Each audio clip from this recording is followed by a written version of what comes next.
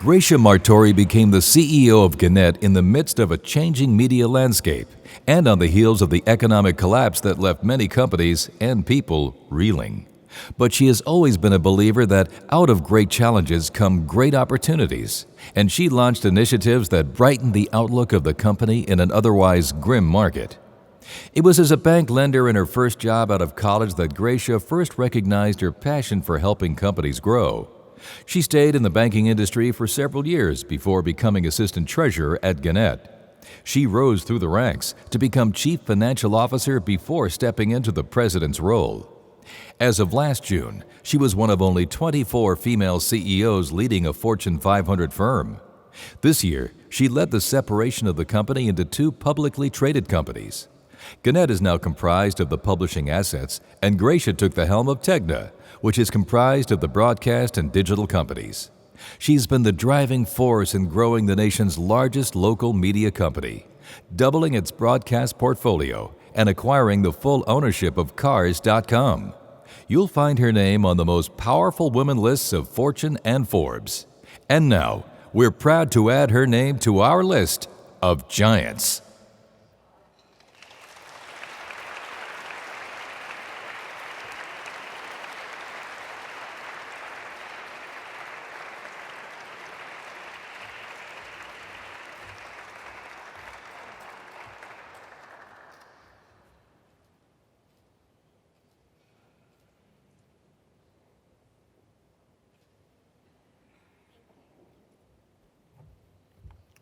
Thank you. I'm absolutely thrilled and honored to be here today to receive this recognition and to be in such incredibly great company alongside my fellow honorees, who really are giants in the broadcasting industry.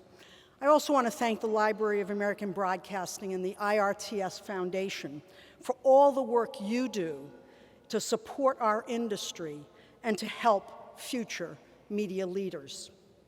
You know, as I was reflecting on this day and thinking of how I first began to understand and experience the power and impact of television, I remembered back to when I was in the 7th grade.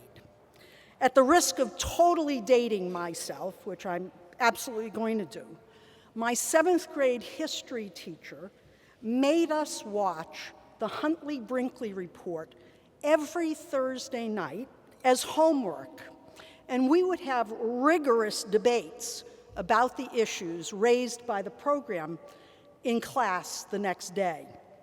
And since this was the 1960s, as Don shared earlier, it seemed like tumultuous events were literally taking place on almost a nightly basis.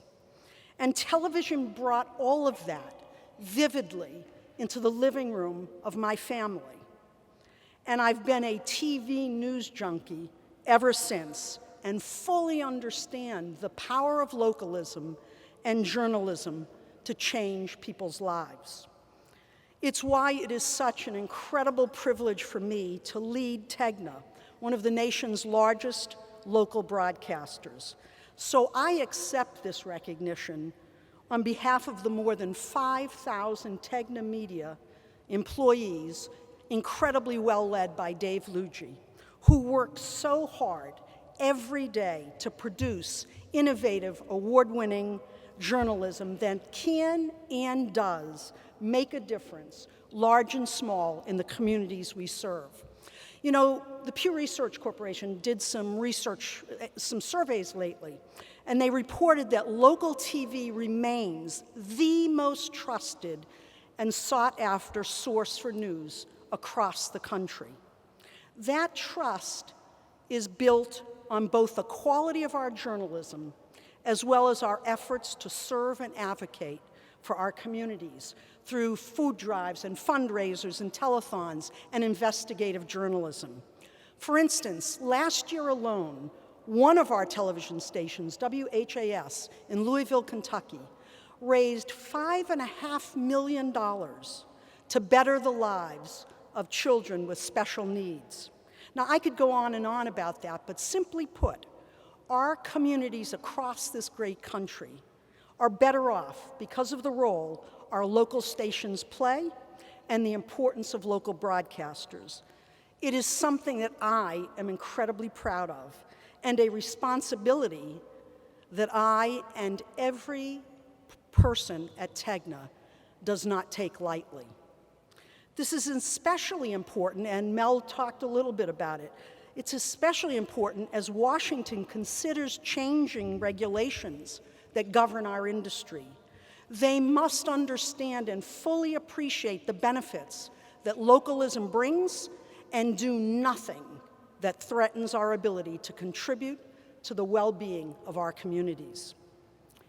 Just this week, Barry Diller, briefly of Aereo fame, was on CNBC. And he said, "People watch local news.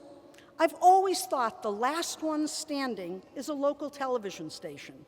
I think they're going on forever. You can't find a technology better for local news than television." Well, I'll tell you what, I couldn't agree more. Local broadcasters are and will be an important part of the ecosystem, and our valuable content is demanded by consumers. And we must, in turn, ensure that we continue to innovate and deliver the relevant content that our consumers want on any platform and on any device that they want it. On behalf of the entire TEGNA family, thank you again to the American Library of Broadcasting. This is a tremendous honor for my company. Thank you.